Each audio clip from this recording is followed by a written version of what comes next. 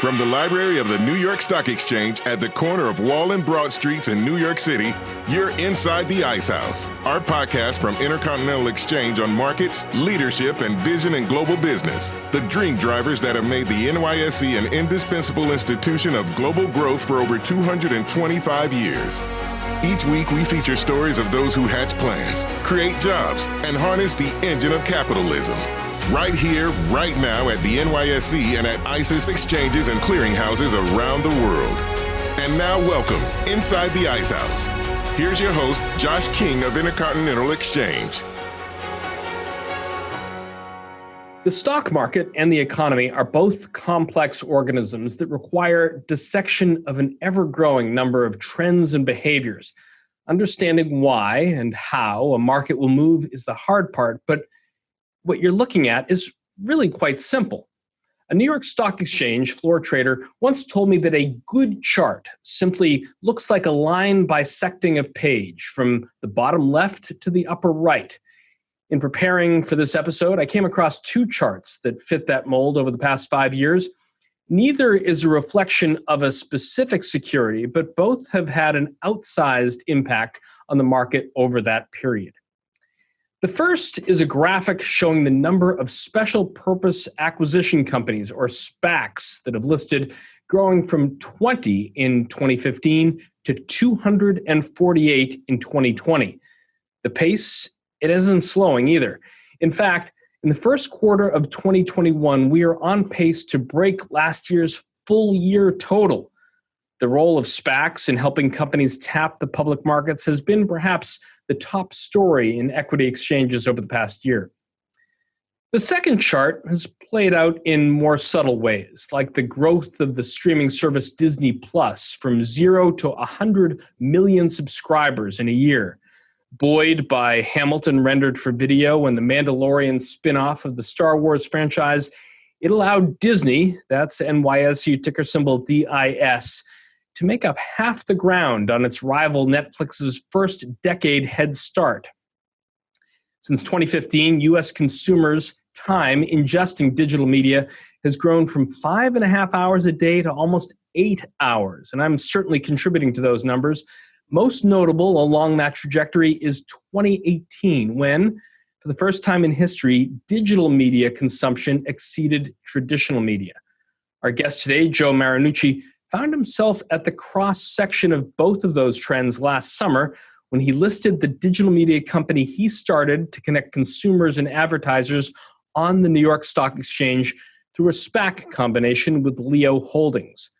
Our conversation with Joe Marinucci on the secret sauce behind digital media solutions' success, leading a modern company, and how marathons are easier when conquered as a team. That's all coming up right after this. Whether it's markets, exchanges, or networks, connection makes everything possible. The connection between data and technology, innovation and expertise, and most of all, between people and opportunity. For over 20 years, ICE has transformed markets, products, and processes to make things work better, faster, smarter. From modernizing energy and commodity trading to revolutionizing the bond markets. Whether it's the world's largest stock exchange or the dream of home ownership, we do more than see the big picture. We create it. You may not know our name, but we bet you know our network. ICE. Make the connection. Our guest today, Joe Marinucci, has been the CEO of Digital Media Solutions, that's NYSE ticker symbol DMS, since he co-founded the company in 2012. Joe led the company through its successful SPAC merger with Leo Holdings Corp. In July 2020, and prior to DMS, Joe was the president and co-founder of Interactive Marketing Solutions that offered a broad array of direct marketing solutions for the company's clients. Joe, welcome inside the Ice House. That's good to be here. Thank you, Josh. Joe, the 2020 global spend on online advertising was over $330 billion. The majority of that amount went into mobile ads. I've certainly taken note, Joe, of the algorithms, how they serve up the ads that reflect my interests or aspects of my lifestyle. We were talking a little bit offline before the conversation started. I'm a skier, I'm up in the mountains, and suddenly everything in my feed is about, new clothing, equipment, or gear that I could buy. For those that don't get how the process really works, take us into the machine to tell us how consumer companies allocating their advertising dollars are doing it to the best advantage of this new normal. You got to look at data, technology, and media reach, and they're all going to intersect inside of the different businesses, especially advertising businesses that are looking to connect advertisers and consumers. The data is what will tell you, which ad to put in front of which person and which place at which time. Running a company like DMS, our mission is to provide value on both sides, right? And that means that we have to serve relevant ads to the consumers and also provide ROI to the advertisers. And if we can serve relevant ads to consumers where the consumers have intent to interact with those ads, and interacting with those ads, if we can ultimately connect those consumers with the advertisers, we're creating value on both sides. And that ultimately ties back to the data and to, I guess, the specific portion of your question, which is, how does that all come to pass behind the curtain, so to speak? That data behind those behavioral patterns, some of that might be geographic in nature, is what's going to lead to ads being served to you. If you're, sitting up in an area of the country that's cold and your propensity to be skiing is high and it's the winter months, it's unlikely that you should be seeing ads for, say, like boogie boards and bathing suits. The fact that you're seeing ads for, ski vests and hiking poles or something like that, it shows that the ecosystem's working and there's value creation there because the ads seem relevant. Insurance, Joe, is a big part of digital media solutions. We've gotten used to the Aflac Duck, the Liberty Mutual Emu, and Aaron Rodgers opting for his State Farm agent over his football agent. I'm curious how effective you think that all is, the old model. But beyond that, how does the decision-making process work online as consumers interact with insurers? Well, I certainly like those ads. The Emu ads are really good, and Aaron Rodgers is great too. There's a brand marketing component there as well. And I personally don't think that brand marketing is going away. And, the DRTV advertising component that you see out there, specifically with the ads that you're mentioning, the fact that we've been talking about them shows how effective they are, right? When you get into the digital advertising ecosystem, we are certainly seeing acceleration and significant growth in the insurance vertical because insurance is still in the early stages of the digital transformation of ad spend. And that is, as you've said, the biggest segment of the market that we serve. It's almost half of our business. So, we feel really good about where we're positioned as more of that spend comes digital. And, that's being driven by just, I would say, efficiencies in the model, so to speak, where, when the linear accountability in the ad spend is transparent, when you can measure ROI and that a dollar spent can be attributed to, this particular customer who you wound up writing insurance for, that's a really efficient model. And obviously that brand advertising that we were talking about earlier is working because we're talking about it, but it is also establishing those brands. And there is a place for that 100% because then those brands are more effective when they go spend their dollars digitally, but you're going to get more transparent, linearly accountable ROI digitally than you're going to get anywhere else, which is why those dollars are coming digital. So the dollars are coming digital, and you're the beneficiary of that, Joe. Let's do a little primer on digital media solutions. You got 3 segments: brand direct solutions, marketplace solutions, and other solutions. They each delivered revenue in the fourth quarter, respectively, of $62 million, $48 million, and about $4 million. Walk me briefly through each of them to give our listeners a sense of the value that DMS brings to its customers. On the brand direct side of the business, when we are placing ads out there in the ecosystem, regardless of the channel, whether it be Google, whether it be one of the social platforms, maybe one of the native networks, or through the programmatic exchanges and they're rendering on your phone in app somewhere, the brand is the advertiser's brand. So in the insurance example, let's say the example is Allstate. the brand Allstate is featured. That's the only brand the consumer we can see. There's one consumer, there's one brand. It's the consumer one-to-one with Allstate all the way through. When you shift over to the marketplace side of the business, and we've seen marketplaces come to prevalence here over really like the last 15 years or so. You've got marketplace solutions in consumer finance, travel and hospitality, home services, and insurance. If you want to take insurance as an example, insurers who are looking to bid on those consumers' interest, and the consumers of interest in potentially having a new insurance policy written, and different insurers are going to bid against that interest. So marketplaces are really effective solutions because they allow consumers to price shop, which consumers see value in that. Interestingly, LendingTree coined that phrase, "When banks compete, you win," many years ago. And that resonates with people, and the empirical data supports people want to price shop. They need to see competitive quotes from multiple companies. And if they feel like they've shopped the market, they're more likely to buy because they feel like they have the right data to make a buying decision. It's kind of like why people many years ago would drive around to different auto dealerships before all the auto comparison shopping sites came to be, and they had to go see multiple dealers to make sure they were getting the right price, right? So on the marketplace side, I guess to define that solution, you have one consumer and many advertisers, and the brand is not the advertiser brand to start with. It's actually the website itself. So an example for DMS would be protect.com. That is a marketplace solution that we have out there that allows consumers to price shop in the insurance segment, specifically in the auto insurance segment right now. So consumers would see the protect.com brand, which is our marketplace solution. They would come on, and then ultimately behind Protect, they would see many advertisers. So one consumer and many advertisers on the marketplace side, allowing the consumer to price shop. Brand direct, one consumer, one brand, one-to-one relationship. And then that other category of our business is really foundational and supportive of the two main categories, because brand direct and marketplace make up, close to 97%, or they do make up 97% of the business, at least for the full year 20.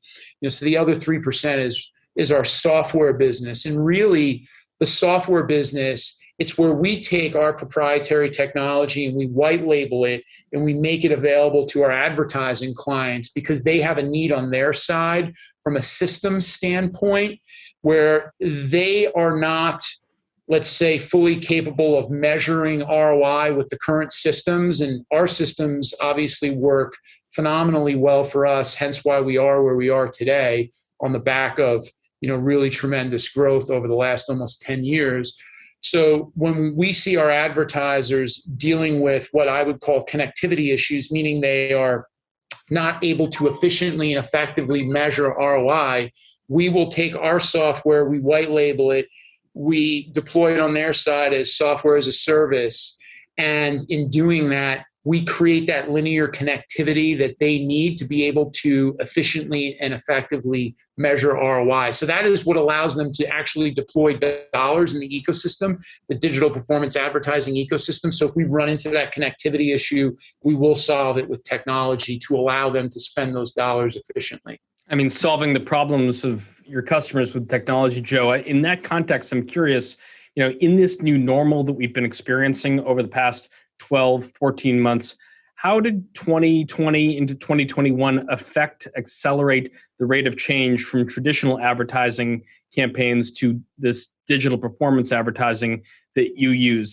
Our primary focus was first internally with our own people, because we really didn't have feedback from the advertisers at that point in time in terms of what was going to happen. Although we were reaching out and we were asking questions, the answers we were getting were basically, we're not sure, we don't know. And then our focus kind of shifted internally on, okay, these are unknowns over here. We're not sure what's going to happen. Let's focus on the people that we have internally and how we can circle the wagons. We told our people, like, hey, look, we're very focused on the internal health and well-being of you, because what powers DMS is people, process, and technology. And that starts with people. And if the people are at risk, then the whole business is at risk. So we came up with a slogan: protect yourself, protect your family, and then focus on the business. So we had this people first initiative that we rolled out, and we felt that in doing that, everything else would take care of itself. And then ultimately what wound up happening behind that, to answer your question, is, we started getting feedback from different advertisers, and there was a period of slowing down as people looked to redeploy their workforce from these office locations that they were in to these new virtual environments. There was some disruption in the ecosystem. And if you think about like large enterprise level clients that have, large contact center solutions, and they have to move thousands of people off site into their homes, there's some logistics issues there. And, just generally throughout the ecosystem, that is what created some disruptions. So we clearly needed to work through that with our advertising clients. There was some throttling of media spend around these workforce realignment issues. But then behind that, we saw the dollars come back and they were shifting digital. And some of that was just the simple function of there was places where those dollars were supposed to go that were just not viable. Like examples would have been like March Madness didn't happen in 2020.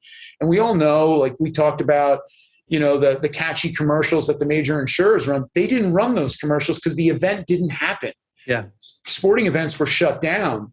So, the natural evolution that occurred was those dollars went where they could go because, the major advertisers still had initiatives on. And as those dollars started to shift because other channels were just effectively shut down, it accelerated some of those dollars coming digital. And that's ultimately what we saw once we worked through those workforce realignment issues. And we were working through those workforce realignment issues because DMS, we had to send our people home too, because it was just prevalent to us. And we did this in early March, that's where things were going. And, as I said, we wanted to, move quickly to, help everybody get comfortable with the fact that, there were going to be some pretty significant changes. And we wanted to be as proactive with helping our people as we could. I mean, talking about people, process, and technology, Joe, so much is going on for DMS in 2020. I read the transcript from your fourth quarter earnings call, and perhaps it was being able to report a 56% year-over-year revenue increase, but your team really seemed right at home with that aspect of running a public company, but you were new at it. I mean, how did you prepare for the transition to being a public company and the regulatory expectations that come along with it? Well, so this is a journey that started back in 2019, which is really when we started thinking about taking the company public. Now, that's actually the point in time where we met the folks at Leo Holdings. We met them organically. And then ultimately, we did have bankers involved. Bank of America on our side was a sell-side advisor to us. We effectively had a year to plan for what we wanted to do. And, we had our reasons for wanting to take the company public, like most companies. We saw a tremendous amount of value, to the employees in taking the company public. We've seen the value that a lot of our peers have been able to realize in terms of just employee retention and, having a public company. And we have an appropriately structured long-term incentive plan that goes along with that. And, that effectively means that almost the entire company has some degree of vesting and ownership in the company, which, that in and of itself creates a lot of value. But then ultimately, like with where we saw the growth trajectory, the business going, the growth of the market, we thought that the company was best suited to be in the public markets for the company to be able to capitalize on its growth strategy, which is both organic and then inorganic in the form of M&A. We felt that capital markets would help us execute on those strategies long-term. So this is a journey that started quite some time ago in 2019. And because it was a longer journey, it gave us the appropriate amount of time to prepare. We were able to spend quite a bit of time on the transitions that we would need to make from private to public company. And I guess most importantly in that, it was very much a team effort. And, to the woman and man on the team, everybody decided that this was what they wanted to do. This was not, something that, just a few people at the top force fed on everybody. We basically all agreed. And from that point on, everybody decided to lean in, and it made it easier because it very much was a team effort. Everybody very much was leaning in. And as a result of that, the work just got done. It got more challenging because, we were going through our audits in the middle of the more difficult parts of the pandemic. And, our partnership with E&Y was certainly tested because I don't think that auditors were used to doing these virtual audits and running audits over Zoom. So a lot of things got figured out on the fly, but we did get it done, and people in that process were leveling up. And because they had runway to level up and make the necessary changes and transitions, I think that's ultimately why we were able to make the transition as smoothly as we did. On that same earnings call, talking about the team you have together, you mentioned Vasundhara Srinivas, who joined in March, I guess, last year from Boeing to become one of the newer members of your team as DMS's CFO. She's the most recent of a number of high-level appointments that you've made over time. Tell us about that process of assembling a team to put together, and what are the attributes you look for when you are bringing a leader aboard? Right behind Vasundhara was, Tom Bach, and then behind Tom was Tony Saldana, who came to us from Skadden. We're looking to hire senior, experienced leaders that can help our organization grow. And, quite honestly, like in the modern workforce, things have changed so much. Things have changed so much in the last year. And I can tell you that, the importance of a person's ability to connect with others now is probably more important than it's ever been, because you and I are meeting, we're over Zoom right now. Basically everything that we've been doing for the last year has been over Zoom. We find that people that have the ability to listen more, to ask smart questions, who can empathize and show compassion for others, aside from having the requisite experience, are the modern leaders of the future. Because quite honestly, if you can't listen to what people are saying, if you are not capable of asking the right questions, if you can't empathize and show compassion to others in a way where it resonates with them, you're not going to be able to connect with them. And if you can't do that, you're not going to have as effective a business relationship with somebody, especially virtually, as you otherwise would be able to have. So we're actually looking at a fairly unique set of skills that are sort of outside the mainstream when we're hiring people now, because it is just so important that people be able to make connections, build connections, because quite honestly, a connected workforce is a creative workforce, and a connected creative workforce is where you're going to derive growth. So that's how we're looking at people now. I mean, talking about people at different levels of the organization, Joe, when you glance at DMS's hiring page, it shows your company is really growing from top to bottom, from early career opportunities like as a TikTok media buyer to the C-suite roles that we've just discussed. How do you scale not just your CFO or your GC, but all the people that you're going to need while maintaining the company culture and values, particularly in this remote environment? We're growing. We're going to continue to grow, and we need to monitor that growth, because we need to make sure that we have the right people to employ the right processes, to build the right technology, to make sure that we stay on the front side of the wave. And yes, we probably have a lot of open recs. I was smirking at the TikTok buyer because, a year ago, I don't think anybody knew what TikTok was, or they were just starting to learn about what TikTok is, right? And now it's a job rec on the company website. But it's really important for us as a growth company to be able to maintain our ability to be agile and nimble, but at the same time, we can't allow ourselves to get overwhelmed. So I don't want to see situations in the organization where somebody's got, say, like 10 direct reports and they're just reactive to their direct reports. That's usually indicative of we probably need to hire, create another layer, look to create more of a team structure there so that we can keep people free, so that we can maintain that agile and nimble workforce. We're very cognizant of the workload, and we want to make sure that it is dispersed and people aren't overloaded, because we want them to be having fun at work. We don't want people to feel like they're crushed. It happens from time to time, but I think we do a good job of picking up on that. And we're going to invest. Like when we talk about investing, we're investing in people, process, and technology. So, the fact that you see all those recs shows that we're growing because we're investing in those people. I want to digress just for a minute on this position that you and I had a little smirk about, and that's the TikTok media buyer. Those of us whose knowledge of the advertising industry is too colored by scenes of Don Draper enjoying a 3-martini lunch and committing Benson and Hedges to a 2-page spread in Good Housekeeping will be shocked when they understand the modern ad buying approach when DMS puts its TikTok media buyer to work. Contrast the old and the new for us. How does it work these days to get the right commercial impression in front of a TikTok user? Well, I mean, you're still going to leverage the same toolbox that we talked about earlier, right? So you're going to have data, technology, and expansive media reach. And inside of expansive media reach, that's where all the platforms would plug in. So the TikTok media buyer is a specialist at placing ads inside of TikTok, leveraging our data and technology.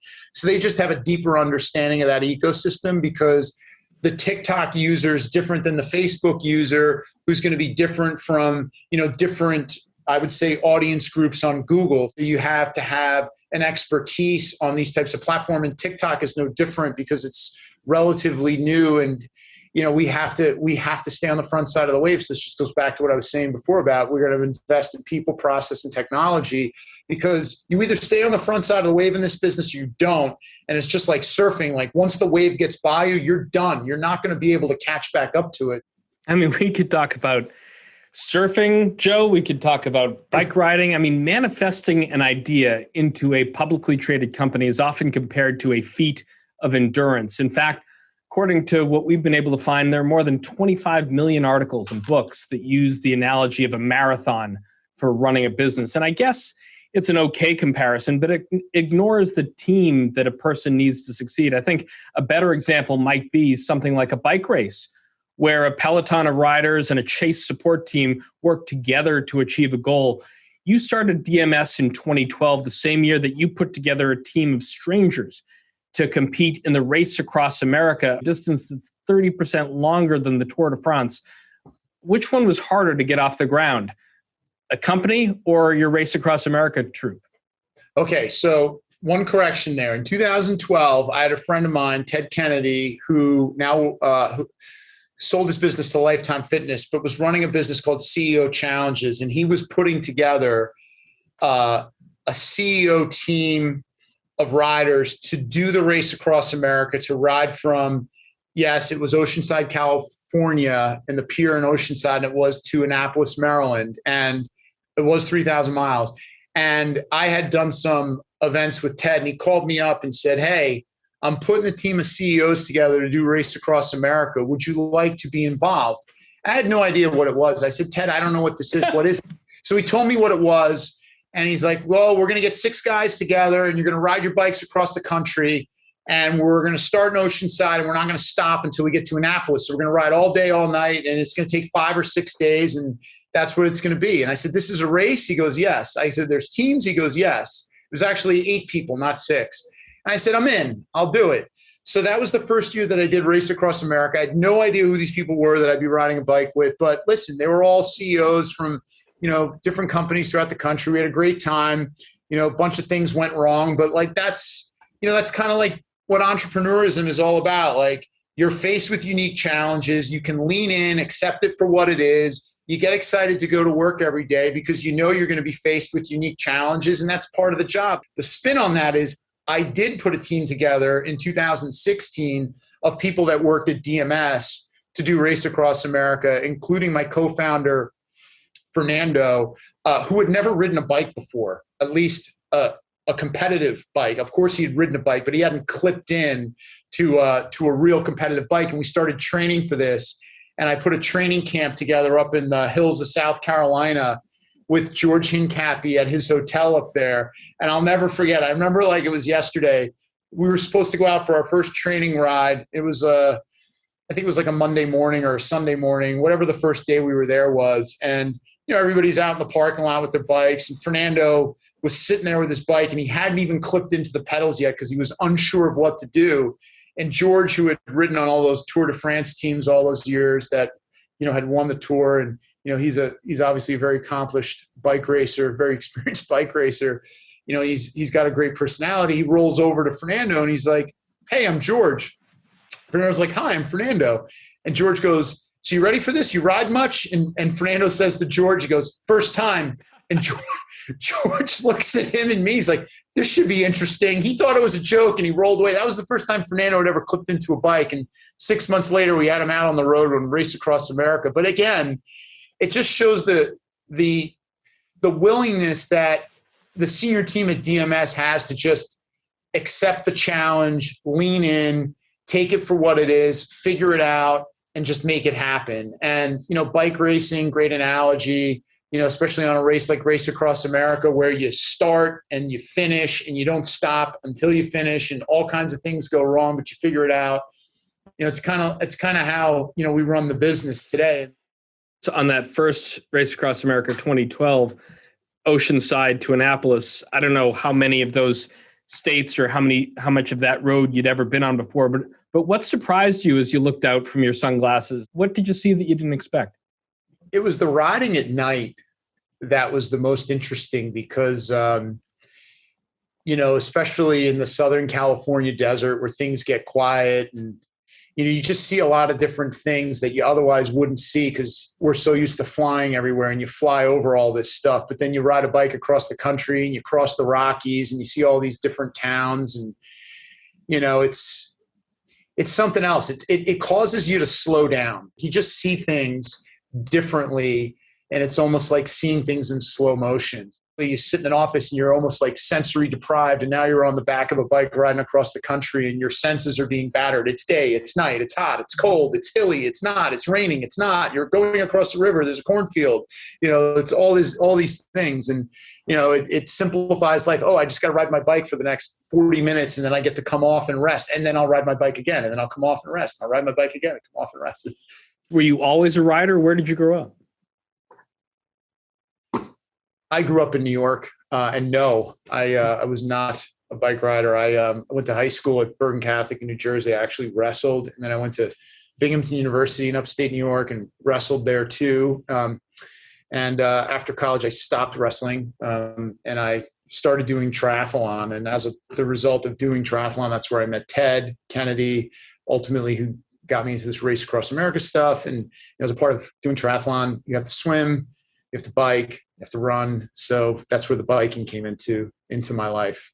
Who were the leaders and the mentors that you looked to growing up that shaped both your style and led you on this career that's ranged from this extreme athlete to an entrepreneur, I guess with a stop as a police officer in between your advertising startups?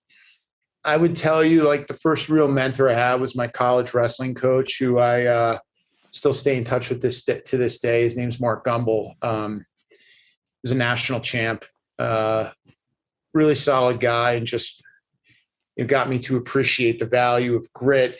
And you get out what you put in. And then after that, after getting out of college, I worked down in the city a bit, and when I started triathlon, I worked out with a bunch of guys at Chelsea Piers in New York, and I had some really good quality friends there. A lot of them were in the finance industry, but they also were really high functioning athletes, and they had really decent balance in their life. That's kind of where I started to focus on, the four key areas of life being, obviously you have to maintain your body, your physical health. That's important, because if you don't have your physical health, I don't know what else there is. You're really going to struggle. And then you have to obviously maintain your mental health too, because that's a big issue, especially with COVID. And then there's balance in your personal life, whether you're married or single and you have kids, and then there's business, right? So you have to look at those four key areas of life. And I would tell you, in the last 10 years, like, this is really where the focus has been. And I've worked with, like, Fernando and I support each other. Fernando's my COO, and we both look at personal development as a lifelong quest where, you got to consistently challenge yourself to grow, and you've got to maintain balance across those areas of your life. And, it's really important. And then you plugged on the police officer thing, and, that's an interesting story, but, I was not a full-time police officer. What actually wound up happening there was in 2008, I tried to join the Army National Guard up in New Hampshire. And when I wrestled in college, I actually had a plate inserted in my neck post-college from a ruptured disc I have. So I have a fusion in my neck with a titanium plate and some screws. And, in trying to join the Army National Guard, I had to disclose that, obviously. They're going to figure that out. And that requires a medical waiver, which the Army does not give medical waivers to people that have titanium plates holding their neck together. So I fought with the Army National Guard for a year to be admitted as an officer, and they ultimately denied me because of that medical condition. And a good friend of mine was the chief of police in Moultonborough. His name was Tom Dawson. This is in New Hampshire. Yep. And at the time I was living up there, and Tom found out that the Army National Guard denied me, and he said to me one morning at a half marathon we were competing in, he said, "Have you ever thought about law enforcement?" And I said, "Tom, I have a full-time job." And he mentioned to me, he's like, "Well, you were going to join the Army National Guard and get deployed and be gone for years, Joe. So, what about law enforcement?" And I said, I couldn't do it. And he said, "But we're hiring a part-time position. What do you think about that?" And I had this desire to serve, and I was like, if I couldn't serve in the Army National Guard, I could still serve through the law enforcement position in the local community. So I took them up on it. I had to test out. I had to go to an academy. So I did that while I had my full-time day job. So I was basically working nights and weekends part-time. And then ultimately what happened was the business shifted, and I had to make a decision. Was I going to be more focused on being a part-time police officer, or did I really want to build a business? And this is right around the time when we were starting DMS. So, it required me to be all in on the business. And we decided to move to Florida, which is where a lot of the central people that were critical in the early days of DMS were. So I kind of had to give up on the part-time police position and relocate the family to Florida. And as much as I liked being involved in law enforcement and giving back to the community, ultimately I think I made the right decision for my family. And, as part of our mission at DMS, we've supported a lot of great causes. And, we ran a coast-to-coast marathon in Florida as a company a couple of years ago, and we were supposed to run it again last year, and we were doing it to support the Headstrong Foundation. Unfortunately, because of COVID, we couldn't. But Zach, who founded Headstrong, is a friend of mine, and I very much appreciate the cause and support of military veterans and their mental health. And, even though we couldn't run the event last year, we had promised Headstrong that we would donate $100,000. So we obviously made our donation, and hopefully at some point we'll be able to run our marathon again and continue to support the Headstrong Foundation. So we're very familiar with Headstrong here. One of our first guests on this show was Kenny Polcari. He and his wife, Evelyn, are deeply involved in Headstrong. So we heard that story on one of our earlier episodes, and it's an incredible cause. And I want to get into so much more with you, Joe. We're going to take a break here, but after the break, Joe Marinucci, co-founder and CEO of Digital Media Solutions, and I are going to discuss how DMS got its start and scaled the mountain of digital performance advertising. That's all coming up right after this. Historical data can offer insight into the direction of markets. Yet data processing, collection, and storage can be challenging and costly. To simplify your data access needs and help find efficiencies, we launched ICE Data Vault, a cloud-based platform that enables you to access tick history for global exchanges, as well as our proprietary data, sourced from our real-time feed. Backtest your trading strategies to assess performance and viability, conduct transaction cost analysis, and support compliance requirements. Input data into surveillance systems to help detect and prevent abusive or illegal trading activities. Access over 10 years of deep tick history across asset classes. Get tick data for an entire market or on an underlying list of instruments. Access additional securities as needed. With flexible delivery options to complement your workflow. Simplify your historical data management with ICE Data Vault.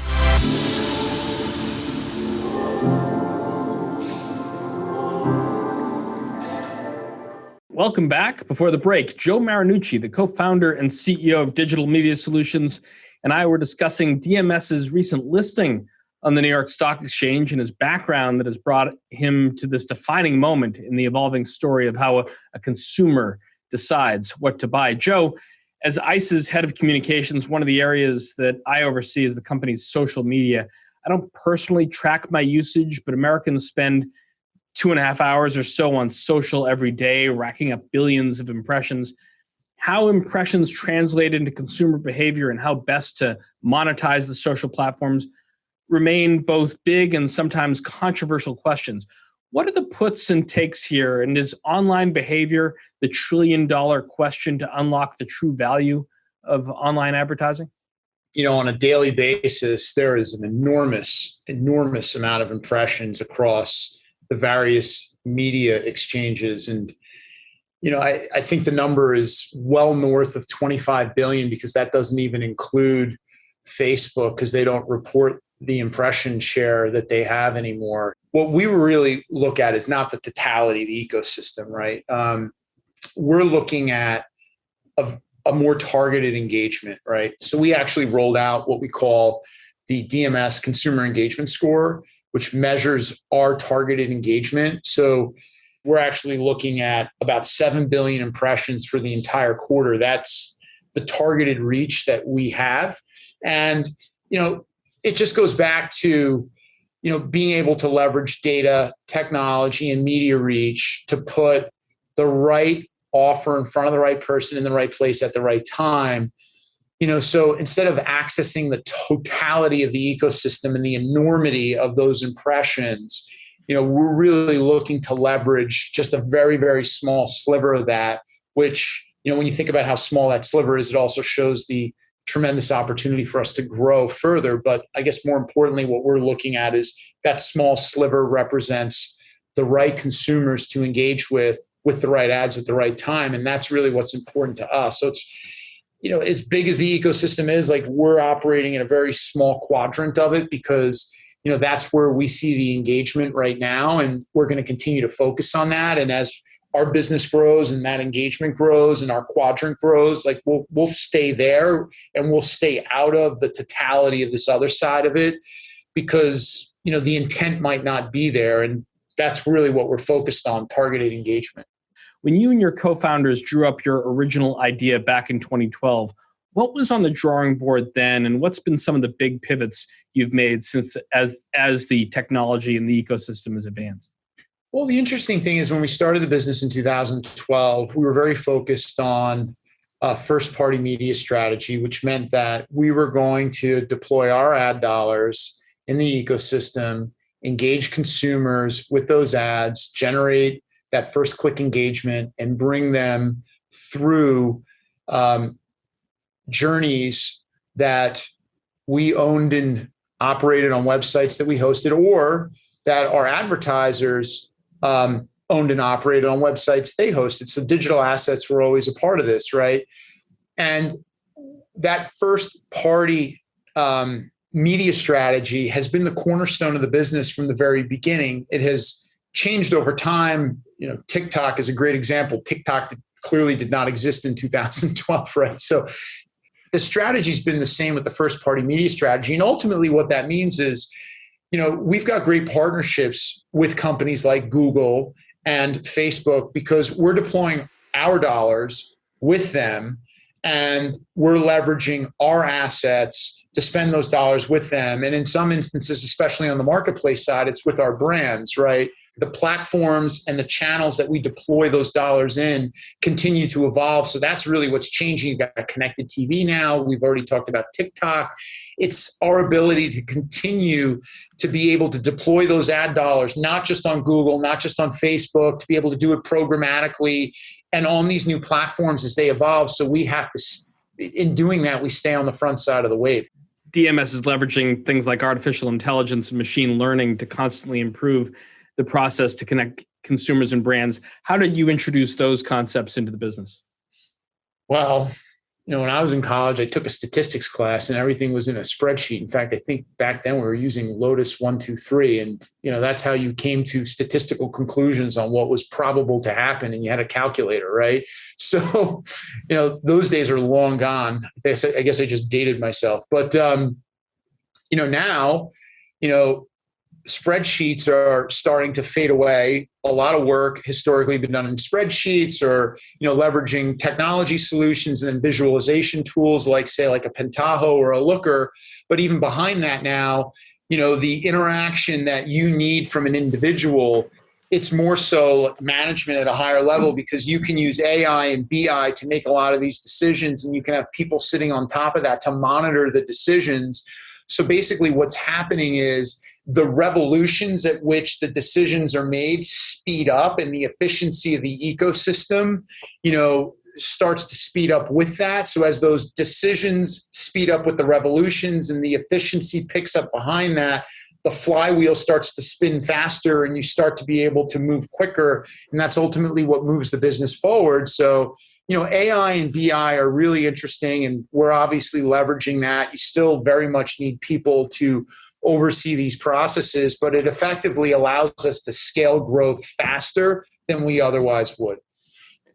My understanding is that part of the special sauces of digital media solutions is how you measure engagement and turn that data as well into a revenue source. What makes it different? We are able to leverage the first-party data asset that is the result of us deploying very substantial media dollars over the last 10 years and having engaged with those consumers directly as the advertiser effectively. So we have that first-party data asset, which is critical. It's tied in to our proprietary technology and our expansive media reach. So we effectively have this closed-loop system that we're able to operate. And as we deploy more media dollars, as we engage with more consumers, either on behalf of our marketplace brands or on behalf of our advertiser brands, we continue to be able to enhance that data asset. And as consumers move through journeys, which are powered by our technology on the different media platforms, which would be inside of our expansive media reach, the system just grows, right? And being that it is a closed loop system, as it grows, we continue to get more scale behind it.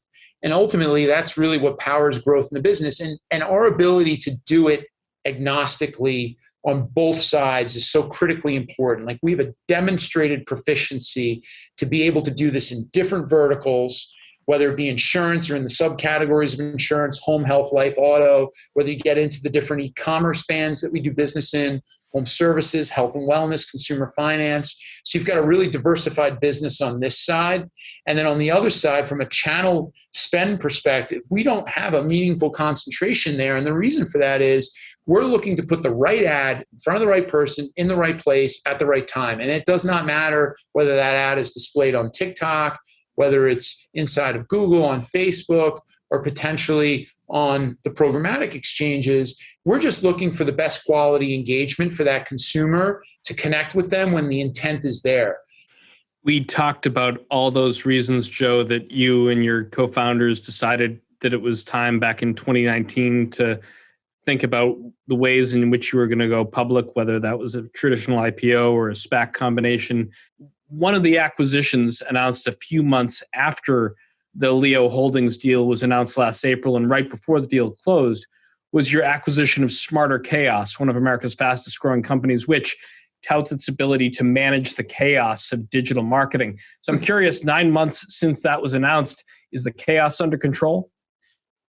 Matt Frary, who runs that business, is a great guy. And, I've known Matt for a while, and, he comes up with some catchy things that he likes to say. And I'm not sure if there was ever any chaos there, to be truly honest with you. There might have been some sensationalism in terms of how they were using the term. But look, when we go out and we acquire businesses, the first thing that I can tell you is we're only looking to acquire businesses that we believe will be accretive to us and will provide value for both consumers and advertisers. But more importantly, where I wanted to go with this is, the businesses that we are acquiring are being fully integrated, harmonized, and synergized inside of DMS. So that generally implies that, yes, the chaos, to the extent it existed, would be completely under control and normalized inside of the greater DMS ecosystem. And then hopefully we're creating, additional value. So we're getting something other than 1 + 1 = 2 out of an acquisition, because we shouldn't be doing acquisitions if it's just 1 + 1 = 2. We should be getting some lift. We look at acquisitions as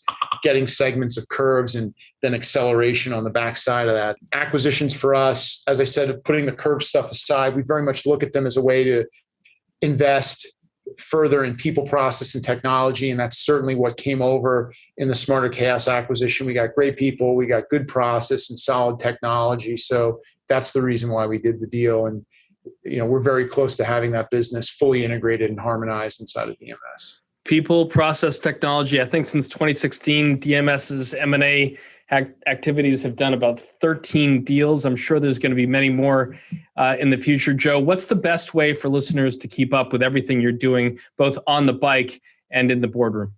So we have an exceptional corporate marketing team, and they are routinely updating our website with everything that's going on. And we've got a great investor relations site as well. So anything important, anything relevant that matters, it'll be on the site. And if we feel it's really that important, we're probably making an announcement on it. So you can keep up with everything we're doing at Digital Media Solutions by visiting us at digitalmediasolutions.com. Well, Joe, looking forward to seeing all those announcements upcoming whenever they come. Looking forward to seeing you back at the New York Stock Exchange when you make it back north. And I really appreciate the time you spent with us inside the Ice House today. Yes, thank you. It was fun, Josh. I'm looking forward to being back at the Stock Exchange too, maybe at some point in time when we can not have to socially distance or wear masks. So we'll see when that comes. All right, and we'll take a bike ride up the West Side Highway. Looking forward to it. That's our conversation for this week. Our guest was Joe Marinucci, co-founder and CEO of Digital Media Solutions. That's NYSE, ticker symbol DMS. If you like what you heard, please rate us on iTunes so other folks know where to find us. And if you've got a comment or a question you'd like one of our experts to tackle on a future show, email us at icehouse@theice.com or tweet us at Icehouse Podcast. Our show is produced by Pete Ash with production assistance from Brian Hopkins and Ian Wolfe. I'm Josh King, your host, signing off from the library of the New York Stock Exchange. Thanks for listening. Talk to you next week. Information contained in this podcast was obtained in part from publicly available sources and not independently verified. Neither ICE nor its affiliates make any representations or warranties, express or implied, as to the accuracy or completeness of the information and do not sponsor, approve, or endorse any of the content herein, all of which is presented solely for informational and educational purposes. Nothing herein constitutes an offer to sell, a solicitation of an offer to buy any security, or a recommendation of any security or trading practice. Some portions of the preceding conversation may have been edited for the purpose of length or clarity.